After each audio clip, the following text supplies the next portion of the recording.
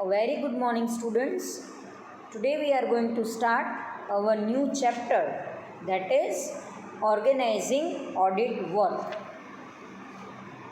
In the previous session, we have completed our last chapter, that is types of audit. Today we are going to start our last chapter of unit number 1, that is organizing audit work. Now, as far as the work of audit is concerned, in this particular chapter we are going to see that how auditor is going to start his work of audit, how he is ending the whole audit process, that is the verification and valuations of books of accounts. So how the whole work is to be performed, that is in our this chapter, that is preparation of audit work, or we can say that organizing audit work. I hope you all are clear about the various types of audit. That was the last chapter of our unit number 1. I think that whole types are clear in your mind. So today we are moving further. Now in this chapter we are going to see the introduction of organizing audit work, then after the concept of organizing audit work, how this is to be done. Then after keeping note of appointment, audit program, audit notebook, auditor's working papers, determining audit procedure, EDP or CIS, audit trail and role of CAAT. હવે જે last 3 points છે, EDP, then after CIS, એ totally computer based ઓડિટિંગનું આપણને learn કરવાનું છે. EDP stands for electronic data processing. જે manually accounts prepare થાય છે અને જે ઓડિટિંગ મેન્યુઅલી કરવામાં આવે છે, તો હવે ઓર્ગેનાઇઝેશન એ જ ડેટાને ઇલેક્ટ્રોનિક ફોર્મમાં સ્ટોર કરે છે. તમારામાંથી ઘણા બધા સ્ટુડન્ટ્સ અત્યારે ટેલી લર્ન કરતા હશે, તો ટેલીમાં અત્યારે તમે એ જ લર્ન કરો છો કે how the accounts are prepare in any particular software. સોફ્ટવેરમાં તમે કેવી રીતે અકાઉન્ટ્સ પ્રિપેર કરો છો, એની કેવી રીતે એન્ટ્રી થાય છે, એની ઓટોમેટિકલી કેવી રીતે ઇફેક્ટ થઈ જાય છે. તમે કોઈ પણ એક વાઉચરની જનરલ એન્ટ્રી આપો છો, તો એ જનરલ એન્ટ્રીના બેઝિસ ઉપર એ વાઉચરની ઓટોમેટિકલી એના રિસ્પેક્ટિવ અકાઉન્ટ્સમાં એન્ટ્રી થઈ જશે. So that is for the accounting purpose. Now the whole auditing is also carried out with the help of electronic forms. જો અકાઉન્ટ્સ ઇલેક્ટ્રોનિકલી આપણે પ્રિપેર કરતા હોય, ઇલેક્ટ્રોનિક મીડિયાઝથી આપણે પ્રિપેર કરતા હોય, તો ડેફિનેટલી ઓડિટ પણ આપણે એવી રીતે જ કન્ડક્ટ કરવાનું છે કે જેના બેઝિસ ઉપર ઓડિટર્સનું જે વર્ક પ્રેશર છે એ રિડ્યુસ થાય અને સોફ્ટવેરમાં ફ્રોડના ચાન્સીસ મિનિમાઇઝ થઈ જાય છે અને એરરના ચાન્સીસ પણ મિનિમાઇઝ થઈ જાય છે. તો એ સિસ્ટમથી ઓડિટિંગ કરવું, બુક્સને વેરીફાઈ કરવી, that will be very helpful to the auditor. Then after CIS. CIS stands for Computerized Information System. એટલે નોર્મલી અત્યારે જે તમારા માઇન્ડમાં કન્સેપ્ટ છે કે બુક્સ ઓફ અકાઉન્ટ્સની પાઇલ હોય અને ઓડિટર 1 by 1 બધી બુક્સ ઓફ અકાઉન્ટ્સ ચેક કરતા હોય, તો that is totally wrong concept. એવી રીતે ઓડિટિંગ થતું જ નથી. હવેના અત્યારના મોડર્ન એરામાં ઓડિટર છે એ કોઈ પણ ઇલેક્ટ્રોનિક ફોર્મનો યુઝ કરે છે, પોતાના પર્ટિક્યુલર સોફ્ટવેરનો યુઝ કરે છે અને દેન આફ્ટર ઓડિટિંગના વર્કને કેરી ઓન કરે છે. Then after audit trail. આ ટોટલી એક નવો બોર્ડ છે. Basically audit trail is nothing but it is a system that trace the detailed transactions relating to any items. Suppose તમારે કેશ પરચેઝ ઉપર focus કરવું છે, so the audit trail is going to trace our cash purchase transactions, કે throughout the year, throughout the financial year ઓર્ગેનાઇઝેશને જ્યારે cash purchase કરેલું હશે તો એ મંથ, એ ડેટ અને એ અમાઉન્ટ સાથેની ડિટેલ ઇન્ફોર્મેશન તમને ઓડિટ ટ્રેલમાં મળી જશે. So it is a kind of search engine. ઓડિટિંગમાં તમારે કોઈ પણ એક પર્ટિક્યુલર આઇટમને ફાઇન્ડ આઉટ કરવી છે પ્રોપર મેનરમાં, તો definitely V are going through with the audit trail. So that will B learned by us in a later on in the last point, and that is the role of CAAT. Now CAAT stands for Computer Assisted Auditing Technique. Again I am repeating myself, that is Computer Assisted Auditing Techniques. So computer based accounts and computer based auditing ને આપણે later on learn કરશું. So this is the introduction part of your 4th chapter, that is preparing audit work. Now today first and foremostly we are going with the introduction part. The introduction of organizing audit work. Basically, audit or auditing is both an art and science.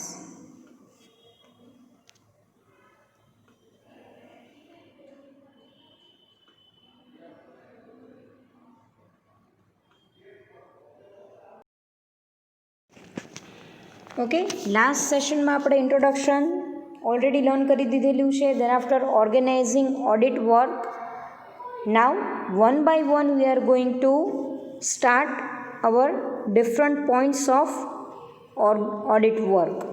Under that, the first one, that is audit planning.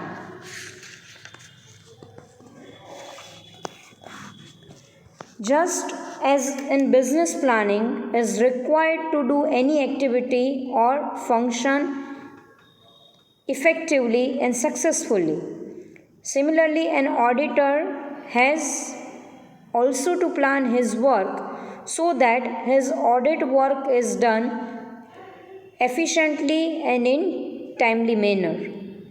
The auditor should plan his work to enable him to conduct an effective audit in an efficient and timely manner. Plan should be based on knowledge of client's business. The audit planning is totally different from organization to organization and as per the business in which your client is involved. It is totally depends upon the business. If you are engaged in a manufacturing, if you are engaged in a service industry, then the whole audit planning will be different for you. So the auditor is going to plan out the whole audit work accordingly the client's business and as per the client's requirement. Then after the second point, the second point of organizing audit work, that is keeping note of appointment. As we all know that auditor is appointed by the shareholders. આપણે third યુનિટમાં already આપણે આ learn કરવાનું છે that how auditor is to be appointed and how the auditor is to be removed. Basically કોઈ પણ joint stock કંપનીની આપણે વાત કરીએ, then the first auditor is appointed by the board of director. કારણ કે ઇનિશિયલ સ્ટેજમાં ઓર્ગેનાઇઝેશન પાસે શેર્સ હોલ્ડર હતા નથી, એ લોકો પાસે શેર હોલ્ડર્સ ન હોય, તો વિધાઉટ શેર હોલ્ડર્સ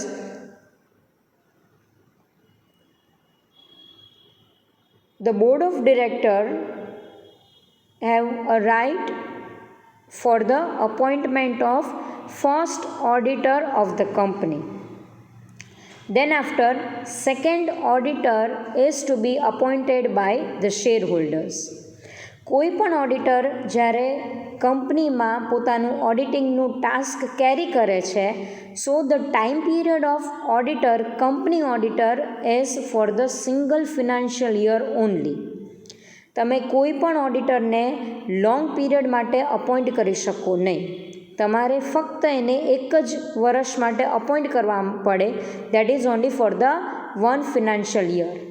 જેવી રીતે ફિનાન્શિયલ યર કમ્પ્લીટ થાય એવી રીતે વી are going two remove the auditor. એટલે ઓડિટરની જે અપોઇન્ટમેન્ટ છે એ ઓટોમેટિકલી કેન્સલ થઈ જાય અને ન્યૂ ફિનાન્શિયલ યરમાં again we are going to reappoint the same auditor or we are going to appoint the new auditor. એટલે ઓડિટરની અપોઇન્ટમેન્ટ છે એ આખી એક લીગલ પ્રોસેસ છે. તમે કોઈ પણ ચાર્ટર્ડ અકાઉન્ટન્ટને ઓરલી કહી દો કે that you are going to carry the audit work of so and so organisation, then that is not a proper form of appointment.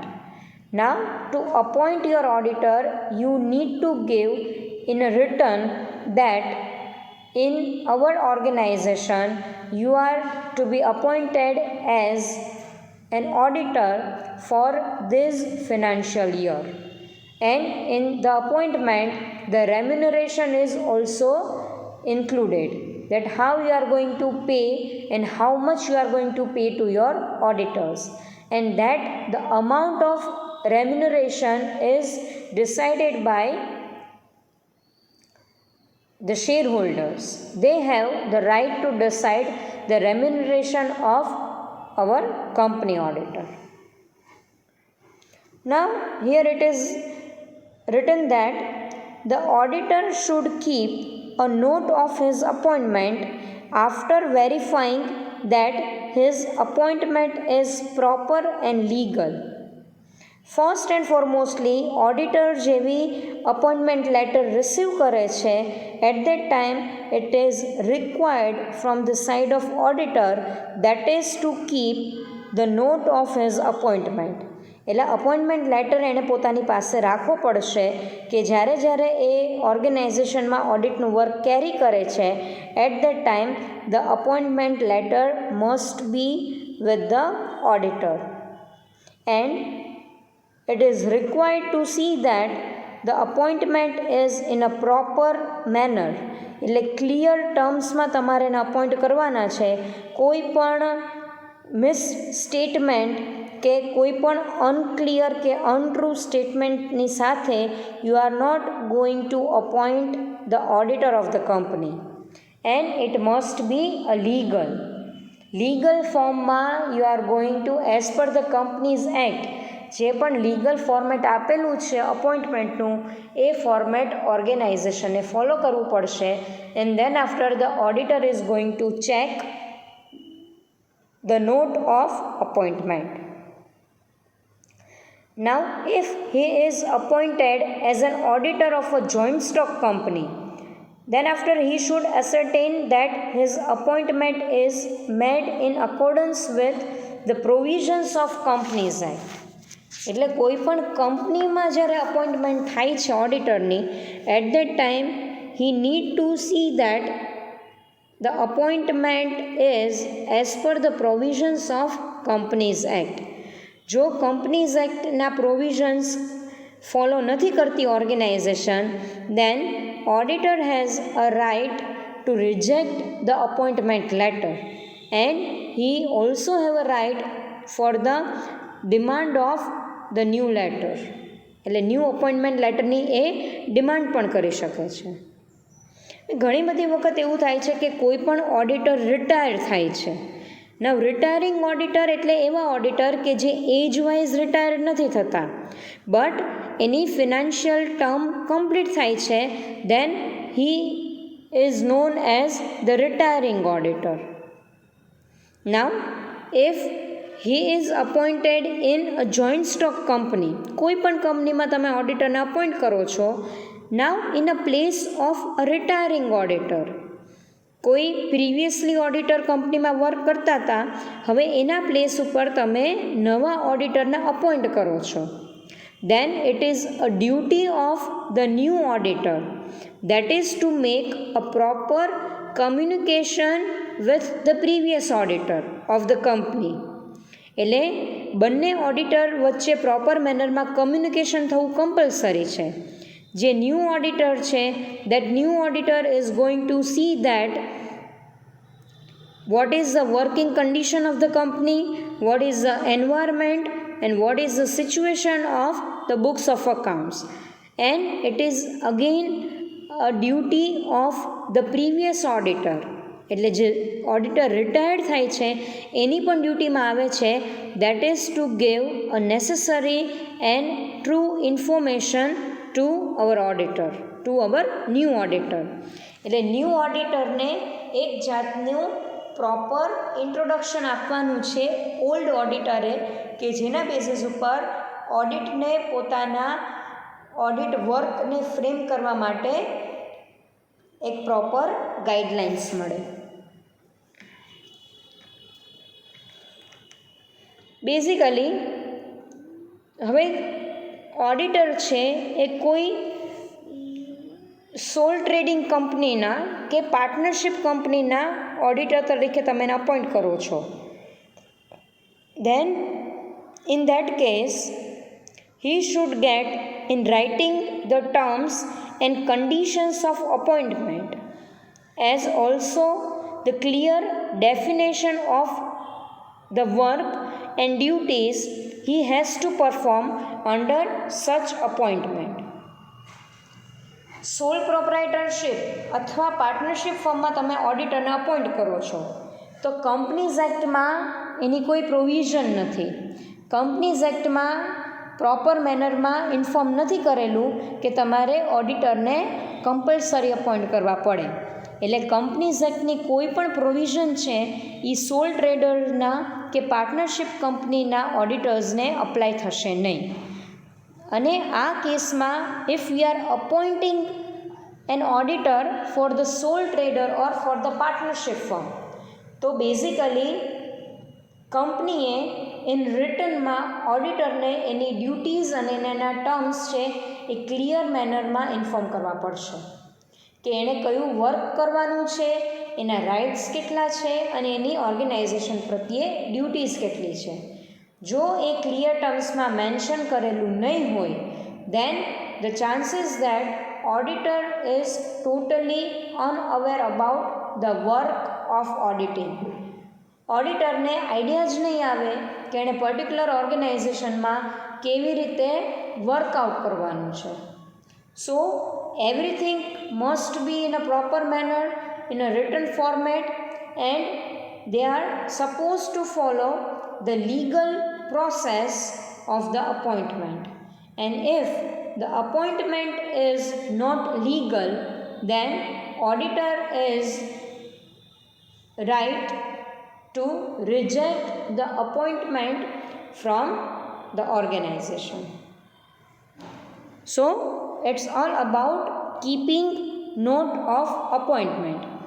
It is a duty of auditor to see that the appointment must be in a proper manner. Then after, audit program. An audit program is a detailed plan of the audit work to be performed. જેવી રીતે આપણે programme prepare કરીએ છીએ, જ્યારે આપણે કોઈ પણ વર્કને plan out કરીએ છીએ, then that will be known as programming something. In the same manner, when an auditor is going to work out that how he is going to do the particular work in a proper manner, then that will be known as audit program. Means in work of auditing, what is to be done by the auditors, in how many times, and with whom he is going to carry the work of audit. એટલે આ બધાનું એક proper મેનરમાં plan out કરવું, that will be known as audit program. And it is mandatory to prepare the audit program. જો audit program prepare નહીં થયેલો હોય, then the client is confused. Client means the organization in which the whole audit work is to be carried out. એટલે client પણ confuse થશે, plus auditor is not able to have the clarity of his work. ઓડિટરને પણ એના પોતાના વર્કની clarity નહીં મળે કે મારે એકચ્યુઅલી શું પરફોર્મ કરવાનું છે, કેવી રીતે પરફોર્મ કરવાનું છે અને કયા રિસોર્સિસની મને મેક્સિમમ રિક્વાયરમેન્ટ રહેશે. સો audit program is mandatory to carry the work of audit. Audit program includes detailed allocation of the work and specification of procedure of audit. So you need to be specified કે તમે કયું work perform કરો છો, જે ઓડિટની process છે એ તમે કેવી રીતે કેરી કરવાના છો. So in that case you need to clear yourself that how I am going to carry the work of audit of the particular organisation. The audit program lays down which work is to be performed by whom, how and within what time. Actually, the main auditor of the company is not going to do each and every task of auditing. ઓડિટિંગના જે વાઉચર્સનું વેરિફિકેશન્સ છે કે જે રેકોર્ડ્સનું વેરિફિકેશન્સ છે એ કંપનીના main auditor નથી કરતા, but he is going to appoint some assistants for him. એટલે જે ઓડિટ આસિસ્ટન્ટ હશે એ ડેફિનેટલી ઓર્ગેનાઇઝેશનનું જે બેઝિક વર્ક છે ઓડિટિંગનું એ કેરી કરશે. So in audit program you need to be clear, you need to be specified that which work is to be performed by whom. એટલે verification કોણ કરવાનું છે, વેલ્યુએશન કોણ કરવાનું છે, દેન આફ્ટર ક્રોસ વેરિફિકેશન કોણ કરવાનું છે, and final work of auditing that is to be performed by whom. So in this you need to be clear about who is going to do a particular work. Now the object of framing audit program, that is to allocate the work of audit assistant and thereby to make the auditor's work more efficient and in an easy manner.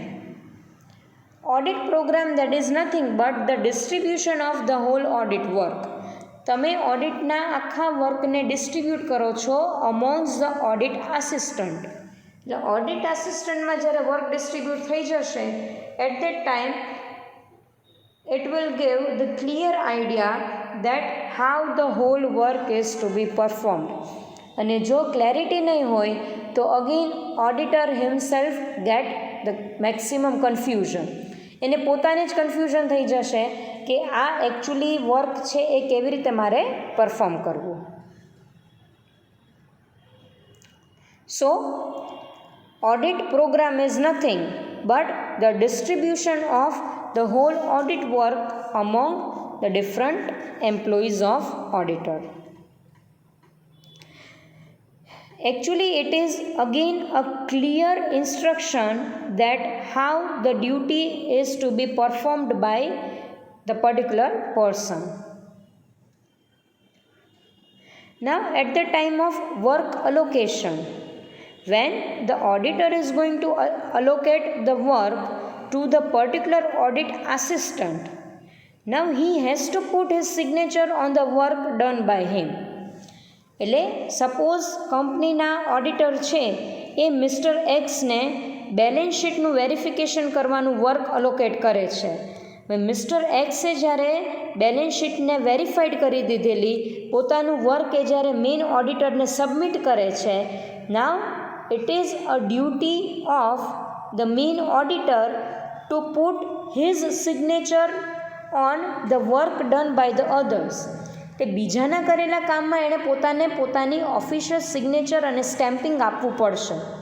એનું reason એ છે કારણ કે ઓડિટનો જે આખી process છે એ ઓડિટરે conduct કરવાની છે, but એ બહુ જ લેન્ધી પ્રોસેસ છે, એટલે પોતાના વર્કને સ્મૂધ અને એફિશિયન્ટ કરવા માટે ઓડિટર પોતે જ પોતાના વર્કને પોતાના આસિસ્ટન્ટમાં ડિસ્ટ્રીબ્યુટ કરે છે. હવે એ જ્યારે પોતાના વર્કને ડિસ્ટ્રીબ્યુટ કરે છે તો પોતાની ડ્યુટી મિનિમાઇઝ નથી થતી, એટલે જે એના આસિસ્ટન્ટે વર્ક કરેલું છે એ વર્ક ઉપર એ પોતે રિસ્પોન્સિબલ હશે. જો એના આસિસ્ટન્ટે પ્રોપર મેનરમાં વેરિફિકેશન નહીં કરેલું હોય then the assistant is not responsible but the auditor himself is a responsible. So it is a mandatory to put his signature on the work done by the others.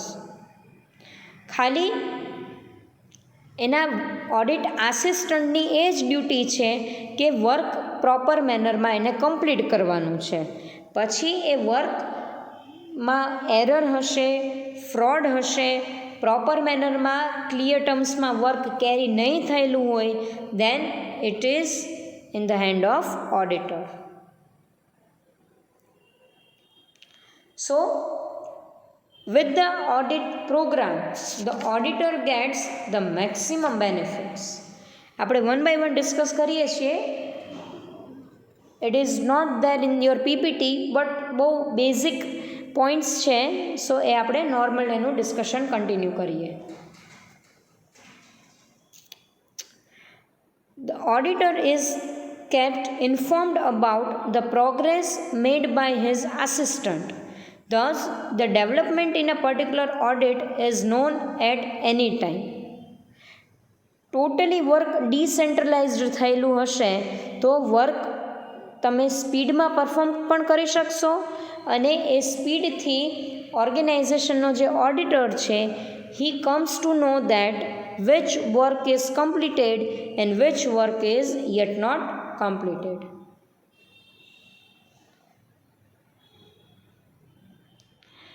Then after, the work is done uniformly from year to year. So the audit program provides useful guideline for the subsequent year. Each and every year માં જો auditor તમારા same હશે તો audit programme તમે easily conduct કરી શકશો. The process will be the same. So once a proper audit program is prepared, so we are able to carry forward the same audit program for the next year.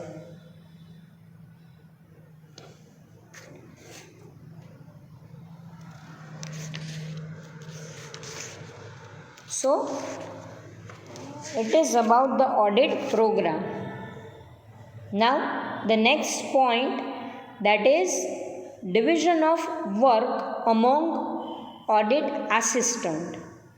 Auditor પોતે આખું ઓડિટનું work કોઈ પણ સિચ્યુએશનમાં કેરી ન કરી શકે, કારણ કે organization છે એ various books of accounts carry કરે છે. હવે each and every books of અકાઉન્ટ્સને વેરીફાઈ કરવા, એની ઓથેન્ટિસિટી ચેક કરવી, દેન આફ્ટર એના અસેટ્સ અને લાયબિલિટીનું વેલ્યુએશન કરવું અને દેન આફ્ટર એક ઓડિટ રિપોર્ટ પ્રિપેર કરવો. જો auditor himself single handed audit work perform કરશે then it will be very lengthy and it is very complex one. So પોતાના વર્કને સ્મૂધ કરવા માટે અને એમાં એફિશિયન્સી એડ કરવા માટે ઓડિટર છે એક પોતાની ઓડિટ ટીમ પ્રિપેર કરે છે, પોતાના મેમ્બર્સ. નાઉ મેક શ્યોર કે જે ઓડિટ આસિસ્ટન્ટ હશે ને that is not the part of organization. એ ઓર્ગેનાઇઝેશનનો પાર્ટ નહીં હોય, but they are totally the third persons who works under the auditor. ઓડિટરની અંડરમાં વર્ક કરે છે અને ઓડિટર માટે વર્ક કરે છે. So they are totally third person like our auditor. So it is necessary and it is required to appoint your audit assistant and allocate the whole or the minimum work of auditing amongst our assistant. Now, with the help of junior clerks, senior clerks, we are able to do work effectively and promptly. So, the auditor is preparing his audit team, and with the help of this audit team, they are able to perform the whole audit task. Next સ્લાઇડમાં next સેશનમાં work amongst audit assistant અને audit notebook હું include કરું છું. અત્યારે થોડુંક error આમાં આવે છે, so I am not able to scroll down, એટલે અત્યારે હું સ્લાઇડ્સ ચેન્જ નથી કરી શકતી. બટ નેક્સ્ટ આપણો જ્યારે સેશન હશે ત્યારે division of work amongst audit assistant અને ઓડિટ નોટબુકની તમને સ્લાઇડ્સ મળી જશે. So don't worry about them. Now the next point, that is audit notebook, that is the preparation of audit notebook. Basically અત્યારે ઘણી બધી વખત અમે તમને અહીંયાથી ઇન્સ્ટ્રક્શન આપીએ છીએ, that is to prepare your quick notebook. એટલે અત્યારે જ્યારે સેશન અમે ડિલિવર કરતા હોઈએ ત્યારે જે પણ તમને એક્સપ્લેનેશન કરવામાં આવે છે એનું જો તમે નોટબુક એટલે ક્વિક નોટબુક જે પોઈન્ટ્સ છે એને તમે ક્વિકલી નોટ કરો છો, so that will be known as your personal notebook. Same મેનરમાં ઓડિટર પણ પોતાની નોટબુક પ્રિપેર કરે છે. હવે આ નોટબુકમાં શું ઇન્ક્લુડેડ હશે કે જ્યારે ઓડિટનું વર્ક પરફોર્મ કરવામાં આવે છે, જ્યારે ઓડિટનું વર્ક ઓનગોઈંગ હશે, હવે જ્યારે પ્રોસેસ ચાલુ છે ત્યારે ઓડિટરને અમુક એવા પોઈન્ટ્સ ધ્યાનમાં આવે છે કે જેની માટે એને ફર્ધર ક્લેરિફિકેશન્સ કે ફર્ધર એવિડન્સની રિક્વાયરમેન્ટ છે.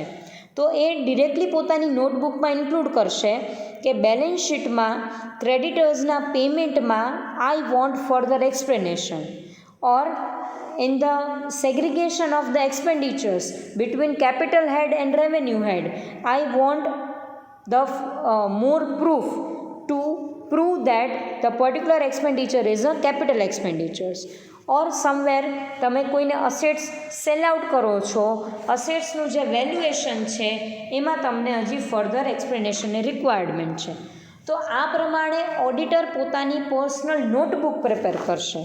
સો that will be known as audit notebook, અને એ પોતાના ઓડિટના વર્કને સપોર્ટ કરતી હશે કે જેના થ્રુ તમે તમારા ઓડિટના વર્કને ઇઝીલી કેરી કરી શકો.